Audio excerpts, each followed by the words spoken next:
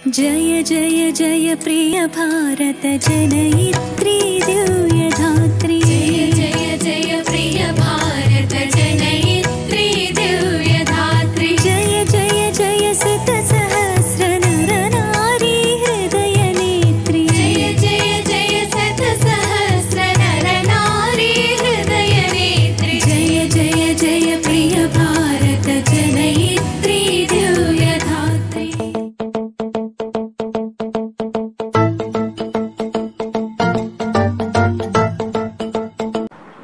శ్రీ భారత్ వీక్షకులందరికీ శుభాకాంక్షలు, నమస్కారం. మన పురాణ కథలు అనే శీర్షిక కింద నేడు మనం ఒక కొత్త కథ చెప్పుకోబోతున్నాము. నృగ మహారాజు కథ. ఇతను ఎవరు అంటే ఇక్ష్వాకు మహారాజుకు పుట్టిన పుత్రుడు. ఇతని కథ ఏమిటి అని అంటే, ద్వాపర యుగంలో శ్రీకృష్ణుడు ద్వారకా నగరాన్ని ఏలుతున్న సందర్భంలో ఒకనాడు ఆయన పుత్రులు మనవలు అందరూ కలిసి ప్రద్యుమ్నుడు, సాంబుడు, సారణుడు, చారుభానుడు వీళ్ళందరూ కలిసి సుఖంగా వినోదంగా ఉద్యానవనంలో విహరిద్దామని అక్కడికి వెళ్ళారు. చాలాసేపు ఆడుకుని అలసిపోయిన తర్వాత వాళ్లకు దాహం వేసింది. దాహం వేస్తే మంచినీళ్ళు కావాలి కదా, అందుకని వాళ్ళు ఏం చేశారు, ఆ తోట అంతా వెతికితే అక్కడ ఒక బావి కనబడింది. బావి ఉంది కదా, నీళ్లు ఉంటాయని దగ్గరికి వెళ్తే అది పాడుపడ్డ బావి.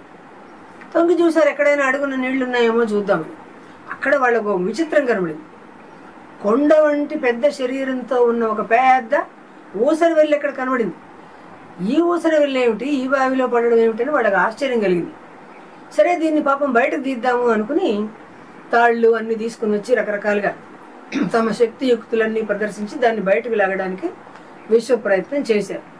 చాలా కష్టపడ్డారు, కానీ అది బయటకు రాలే. ఒక గరికపోచంతా కూడా పక్కకి జరపలేకపోయారు.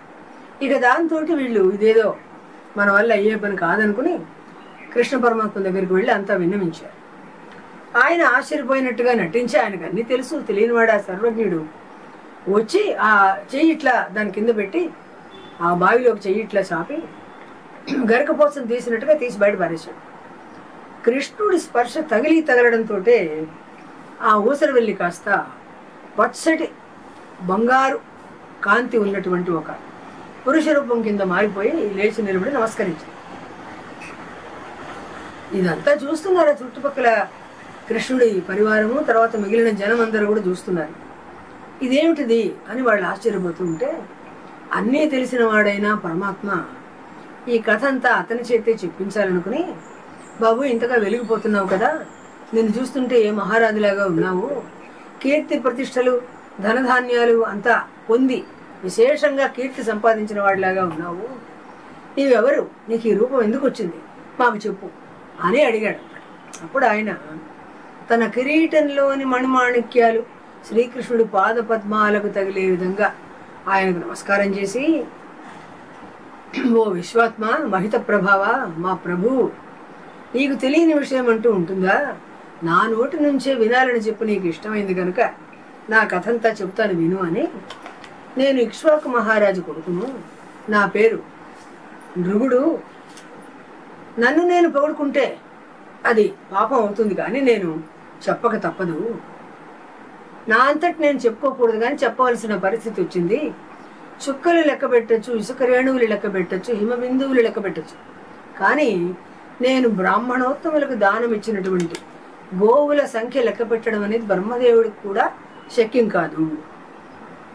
వాళ్లకు బంగారు గిట్టలు, బంగారు కొమ్ములు ఉన్నటువంటి పాడి ఆవులు, అంటే తొలిచూలు అయినటువంటి పాడి ఆవులను దూడలతో సహా దానం ఇచ్చేవాడిని. గోవులు, భూమి, బంగారము, వెండి, రత్నాలు, గృహాలు, రథాలు, ఏనుగులు, గుర్రాలు, కన్యలు, విద్యలు, వస్త్రాలు, ఇట్లా చెప్పలేనన్ని అనంతమైన దానాలు చేశాను.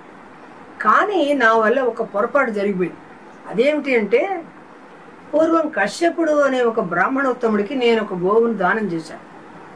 నిర్మలమైన మనసుతోటే ఇచ్చాను.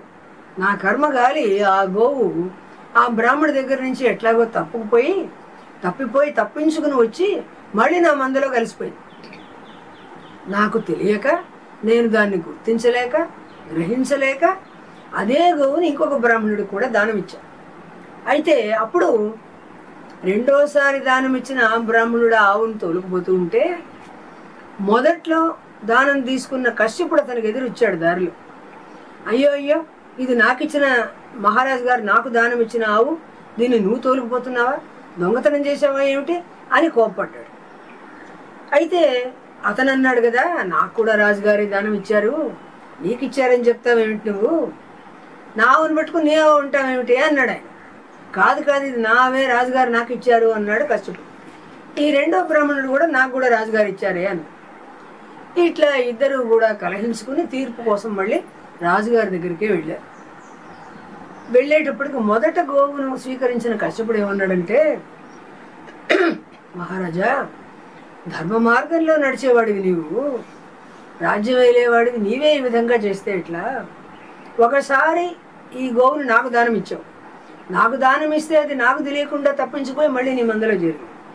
నువ్వు అది తెలియకుండా అదే గోవును ఇంకోటికి దానం ఇచ్చావు, ఇది అధర్మం కదా. అందరికీ తీర్పులు చెప్పి ధర్మంతో పరిపాలించే నీవే ఇట్లాంటి పాలన చేసినట్లయితే నిన్నేమనాలి?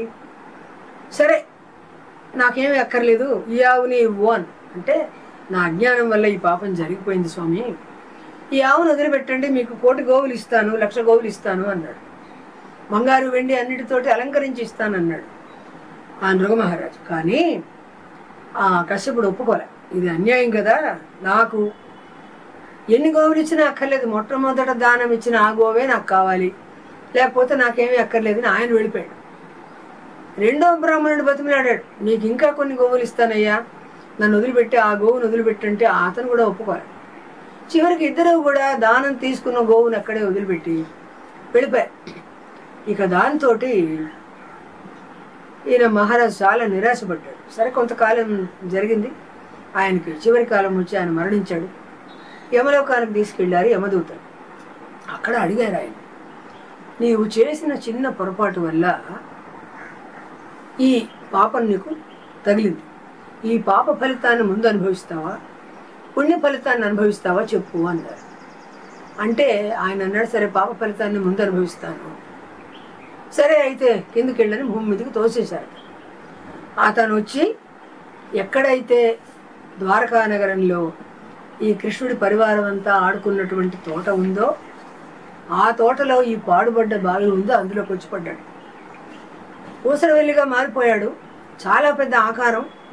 ఎట్లాగయ్యా మరి ఇది, నాకు శాప విమోచనం ఎట్లా అని అడిగితే యముడు అన్నాడు కదా, శ్రీకృష్ణ స్వామి హస్తస్పర్శ తగలాలి, ఆ తర్వాతే నీకు శాప విమోచనం అని అన్నాడు అన్నమాట. సరేనన్నాడు నృగమహారాజు. అక్కడే ఉండిపోయాను నేను ఈ విధంగా, ఇన్నాళ్లకి నీ హస్తస్పర్శ, నీ పాదాలు చూడగలిగే మహద్భాగ్యమైన దర్శనం నాకు లభించింది. ఘోరమైన ఈ ఊసరవెల్లి జన్మ పోయింది, మామూలుగా అయిపోయాను నేను అని చెప్పి ఆయన్ని పదే పదే స్తుతించి ఒక దివ్య విమానం వచ్చేటప్పటికి స్వామి దగ్గర అనుమతి తీసుకుని స్వామికి ప్రదక్షిణ నమస్కారాలు చేసి ఆ విమానం ఎక్కి అతను వెళ్ళిపోయాడు. వీళ్ళందరూ ఇట్లా ఆశ్చర్యపోయి చూస్తూ ఉంటే కృష్ణుడు అన్నాడు, ప్రపంచంలో బ్రాహ్మణులకి ఎవరు కూడా కీడు తలపెట్టకూడదు, వాళ్ళని తిట్టకూడదు, నిందించకూడదు. బ్రాహ్మణ ధనాన్ని గనక తీసుకుంటే అది అగ్నిజ్వాలలాగా రాజకులాన్ని కాల్చేస్తుంది. భూమిని గనక సొంతం చేసుకుంటే రాజుల ఐశ్వర్యాన్ని ఇంకింపజేస్తుంది అగ్నిలాగా. వాళ్ళ ధనాన్ని గనక కైవసం చేసుకుంటే రాజాధిరాజుల సంపదలు కూడా పోతాయి. ఈ బ్రాహ్మణుల ధనాన్ని గనక బలాత్కారంగా లాక్కున్నా నేనే దానం ఇచ్చాను కదా అని ఆ సంపద అనుభవించినట్లయితే గనక ఎవరికైనా సరే విషానికన్నా విరుగుడుంది. కానీ బ్రాహ్మణుల ధనాన్ని కానీ సొత్తులు కానీ అపహరిస్తే దాన్ని పోగొట్టే మందు ఈ ప్రపంచంలోనే లేదు. బ్రాహ్మణుల సొమ్ము అపహరించడం కన్నా విషం తాగడం మేలు. రాజైన వాడు తనదే నేను దానం ఇచ్చాను కదా అని కూడా ఆ బ్రాహ్మణుడి సొత్తుని తీసుకోకూడదు. ఆ విధంగా చేస్తే ఏ రకంగానైనా కీడే కలుగుతుంది కానీ మేలు జరగదు. అందుకనే నేను కూడా ఎప్పుడు బ్రాహ్మణులని ఆదరిస్తూ ఉంటాను. మీరందరూ కూడా ఇట్లాగే ఆదరిస్తూ ఉండాలి. తెలిసి చేసినా తెలియక చేసినా తప్పు తప్పే. తెలిసి తాకినా తెలియక తాకినా నిప్పు కాలుస్తుంది కదా. అందువల్ల తమ సొత్తును ఎవరైనా అపహరిస్తే బ్రాహ్మణులు శోకిస్తే వాళ్ళ కళ్ళ నుండి నేల మీద ఎన్ని కన్నీటి బిందువులు రాలి పడతాయో అన్ని వేల సంవత్సరాల పాటు దారుణమైన బాధలతో నిండిన కుంభీపాక నరకంలో జనం పడతారు. అంతేకాకుండా ఎవరు ఆ పాపం చేస్తారో వాళ్ళకి అటుపది తరాల వాళ్ళు ఇటుపది తరాల వాళ్ళు కూడా నరక బాధల్లో పడి గిలగిలా కొట్టుకుంటారు, చాలా వేదనలు పొందుతారు. కాబట్టి బ్రాహ్మణులకు ఎంత చిన్న తప్పు చేసినా సరే, ఎన్ని కొట్టినా మనల్ని తిట్టినా వాళ్ళని ఏమీ అనకూడదు. ఎందుకంటే వాళ్ళ వల్ల వేదాలు నిలబడుతున్నాయి. వేదాలు నిలబడడం వల్ల భూమి ఉద్ధరించబడుతుంది. కనుక మీరు కూడా బ్రాహ్మణుల పట్ల దయతో ఉండండి అని శ్రీకృష్ణ పరమాత్మ వీళ్ళందరికీ చెప్పాడు అన్నమాట. ఈ కథ మనకు భాగవతంలో ఉంది. దీన్ని శుక మహర్షి పరీక్షిత్ మహారాజుకు చెప్పాడు. దానం చేస్తే ఎటువంటి పుణ్యాలు కలుగుతాయో, ఆ దానాన్ని పొరపాటున కూడా ఆ దానంలో ఏదన్నా చిన్న కీడు జరిగినా, చిన్న తప్పు జరిగినా కూడా ఎవరు దానం చేశారో వాళ్ళకి అది మహాపాపంగా చుట్టుకుంటుంది. దీన్ని కలియుగంలో కూడా నమ్ముతారు. ఎందుకంటే పాపం అనేది ఎన్ని జన్మలైనా సరే వెంటబడి మరీ కట్టి గుడిపేస్తుంది అని అందరికీ నమ్మకం ఉంది.